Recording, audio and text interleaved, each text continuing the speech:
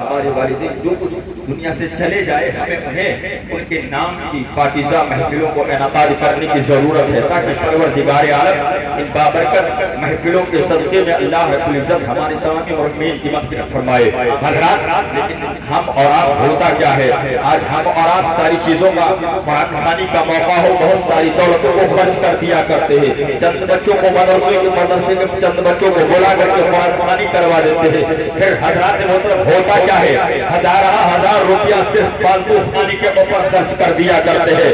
ہمیں نہیں کہتے آپ مت کھلائیے، لیکن حضرات محترم آج قرآن خوانی کے نام پر لوگ دعوتیں کیا کرتے ہیں، دعوت کرنے کی ضرورت نہیں ہے۔ حضرات محترم ہمیں اور آپ کو قرآن خوانی کے موقع پر اصل میں بات یہاں پر سنیے کہ آج کسی کو اگر قرآن خوانی کے نام پر کہی جاتی ہے کہ آپ میرے گھر کھانا کھائیے گا کل قرآن خوانی ہے، تو لوگ صرف کھانے کے موقع پر پہنچتے ہیں، قرآن شریف کے موقع پر نہیں پہنچا کرتے ہیں۔ حالانکہ جس کے یہاں آپ کھانے کے لیے جا رہے ہیں، جس نے آپ کو دعوت دیا ہے قرآن خوانی کی، آپ کو دیا ہے قرآن خوانی کی دعوت، آپ کو قرآن شریف میں پہنچنا چاہیے۔ جو اللہ رب العزت نے آپ کو جیسا بھی جس اعتبار سے علم دیا ہے، قرآن پڑھنا جانتے ہیں قرآن پڑھے، کلمہ پڑھنا جانتے ہیں کلمہ شریف پڑھے، درود شریف پڑھنا جانتے ہیں، غرضے کی جو پاک وظائف پاک کلمات پڑھنا جانتے ہیں آپ اسے پڑھیں۔ لیکن ہوتا کیا ہے، ہم چلیں گے جب قرآن خوانی کی محفلیں ختم ہو جائیں گی، ختم ہونے کے بعد اس کے مکان پر جائیں گے، صرف کھانے کا انتظار کریں گے،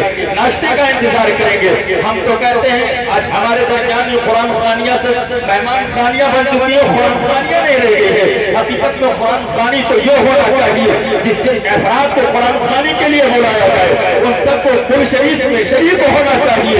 قرآن پڑھنا جانتے ہیں تو قرآن پڑھے، درود پڑھنا جانتے ہیں تو درود پڑھے، کلمہ پڑھنا جانتے ہیں تو کلمہ پڑھے۔ اس لیے کہ جس نے اپنے مکان پر مجھے بلایا ہے اس نے سب سے پہلا جو لفظ اپنی زبان سے ادا کیا ہے، اس نے کہا میرے والد کا قل شریف ہے، میری ماں کا قل شریف ہے، آپ کو اس میں شریک ہونا ہوگا، آپ کو آنا ہوگا۔ اس نے یہ نہیں کہا تھا صرف کہ آپ کھانا کھانے آنا ہوگا، کھانا کھا کر کے واپس چلے آئیے گا۔ حضرات محترم اس نے قل شریف کی دعوت دیا تھا، تو آپ کو قل شریف میں پہنچ کر کے وہاں قرآن خوانی کی تلاوت کر کے اس کے آبا و اجداد والدین کے نام سے ثواب کا کام کرنا چاہیے۔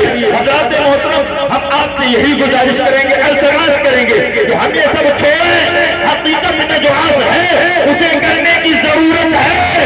ہم قرآن خوانیوں کو مہمان خانیاں نہ بنانا ہے، اسی رقم کو اکٹھا کر لیں، جتنا فالتو خرچ کرنی ہے ذکر میلاد مصطفیٰ میں اتنا خرچ کر دے تاکہ اللہ رب العزت تمہارے تمام مرحومین کو اس کا ثواب عطا فرما دے، ثواب عطا فرما دے۔ ہوتا کیا ہے، بس تھوڑی دیر کی گفتگو 2-4 منٹ کی، ہوتا کیا ہے آج قرآن خوانی کا بھی شادی بیاہ کی طرح ماحول ہو گیا ہے۔ لوگ امیر لوگوں کو بلاتے ہیں، امیروں کو بلاتے ہیں، اور امیر لوگ آتے کیسے؟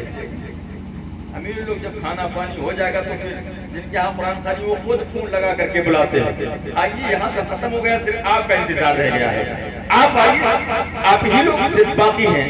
حضرات وہ کہتے ہیں قرآن خوانی میں اسے کھلاؤ جو مسکین ہو، جو غریب ہو، تاکہ جب وہ غریب کھانا کھائے گا ایٹومیٹک وہ زبان پر دعا کو لائے نہ لائے، لیکن جب وہ شکم شیر ہوگا ایٹومیٹک اس کی دلوں سے دعائیں نکلیں گی، اور جب دعائیں نکلیں گی تو اس کا فائدہ آپ کو بھی ملے گا، آپ کے تمام مرحومین کو ملے گا۔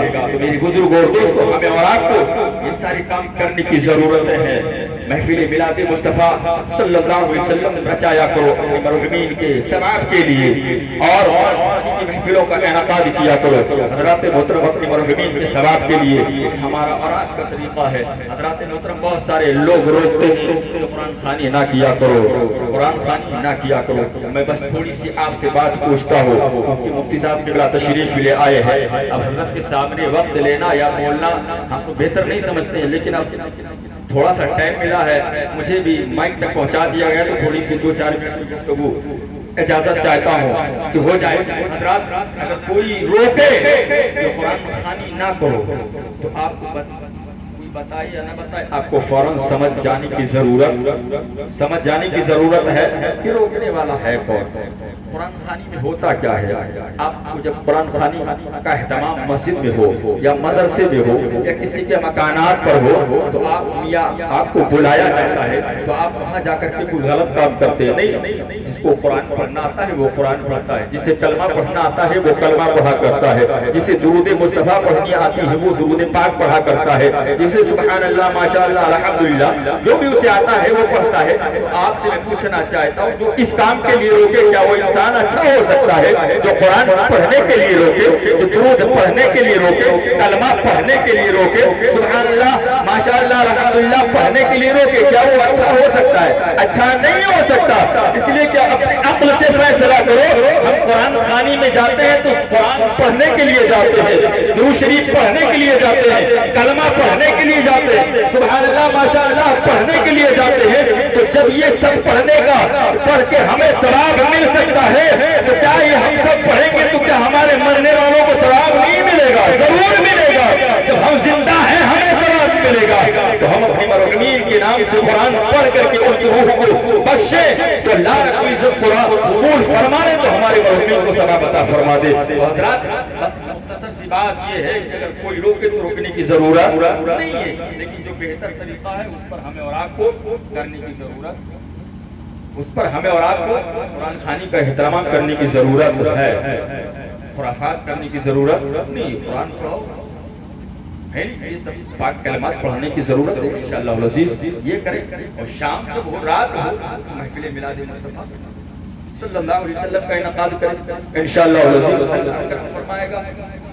تو رحمت والی یہ محفل کے صدقے میں اللہ رب العزت ہمارے والدین کے قبروں پر رحمت کی بارش عطا فرما دے گا, ان کی قبر میں روشنی عطا فرما دے گا. رحمت والی محفل کے صدقے میں اللہ رب العزت ہمارے والدین کی مغفرت فرما دے گا. میرے بزرگوں اور دوستو, آپ تمامی حضرات سے بس ایک بات میں کہتا ہوں یا تمامی حضرات کہ جب کوئی افراد دنیا سے رخصت کر جائے تو آپ تمامی حضرات جانے والوں کے لیے ثواب کا کام کرتے رہیں, اس لیے کہ انہوں نے پوری زندگی ہمارے لیے سب کر دیا. وہ گرمی برسات سب کچھ ہمارے لیے برداشت کیا, سب کچھ انتظام کیا تاکہ ہمارے بچے آرام سے رہیں. ہمارا اور آپ کا بھی فریضہ بنتا ہے تو انہوں نے سب کچھ محنتیں کیا ہمارے آرام کے لیے. اب قبر میں چلے گئے, دنیا سے رخصت کر گئے ہیں تو ہم انہیں قبر میں کچھ آرام کے لیے کام دنیا میں ہم کرتے رہیں تاکہ انہیں قبر میں آرام ملتا رہے. آئیے تمام حضرات میرے ساتھ مل کر کے توبہ پڑھ لیجیے. توبہ استغفار. استغفر اللہ کل ذنب واتوب الیہ.